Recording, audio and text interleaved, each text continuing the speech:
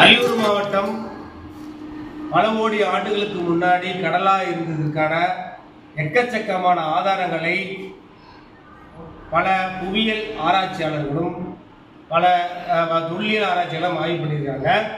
அதில் எம்பள்ளி மாணவர்கள், என் 7ஆம் வகுப்பு என் வகுப்பு மாணவர்கள் கிட்டத்தட்ட கடந்த ஒரு மாத காலமாக நாங்கள் அகழாய்வில் ஈடுபட்டு இருக்கோம். அந்த வகையில் நேற்று இதன் அருகே உள்ள அயனாத்தூர் அருகே உள்ள ஒரு கல் சுரங்கத்தில் ஆராய்ச்சி பண்ணி எடுத்த பொருட்கள் தான் எல்லாமே. நம்ம அரியலூர் மாவட்டம் பல கோடி ஆண்டுகளுக்கு நம்ம கடலாக இருந்ததுக்கு நம்ம நிறைய சான்றுகள் கிடைக்கிது. குறிப்பாக டைனோசர் முட்டை, நட்சத்திர மீன்கள், நம்ம லோக்கலாக ஸ்டார் ஃபிஷ் சொல்லுவோம், அது டெரிபிராட்டுலா, அது ராஸ்டல்லம் போன்ற பல எக்கச்சக்கமான புதைப்படிவங்கள் கிடைக்கின்றது.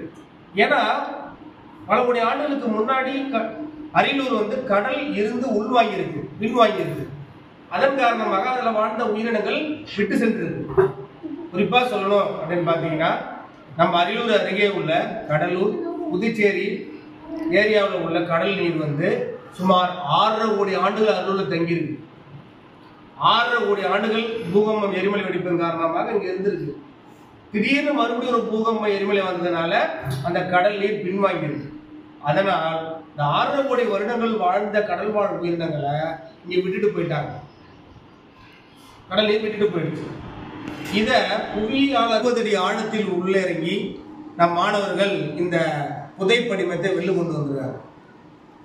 இந்த மாணவர்கள் தான், வேற யாருமே கிடையாது.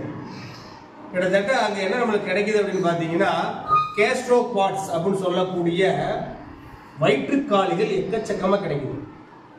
அதாவது லட்சக்கணக்கில் கிடைக்குது. வயிற்றுக்காளிகள், பெலமனைட்ஸ், டெரிபிராட்டுலான சிப்ப வகைகள். இப்போ பார்த்தீங்கன்னா அதை கையில் வச்சுருக்கோம் பாருங்க. இது பார்த்தீங்கன்னா கிட்டத்தட்ட இவ்வளோ பெரிய ஸ்னைல், கடல் நத்தை, இதை நாட்டிலஸ் அப்படின்னு சொல்லுவாங்க. இது அப்படியே போய் அந்த பாறையில் பதுங்கிருக்கு. மாணவர்கள் அவ்வளோ ஆர்வமாக ஆராய்ச்சி பண்ணி ஒத்தனை ஆராய்ச்சிகளையும் இந்த கண்டுபிடிச்சிருக்காங்க. இத்தகைய மாணவர்களுக்கு இந்த மனமார்ந்த பாராட்டுகளையும் வாழ்த்து தெரிவித்துக்கிட்டேன். ஏன்னா இது எல்லாம் புதிய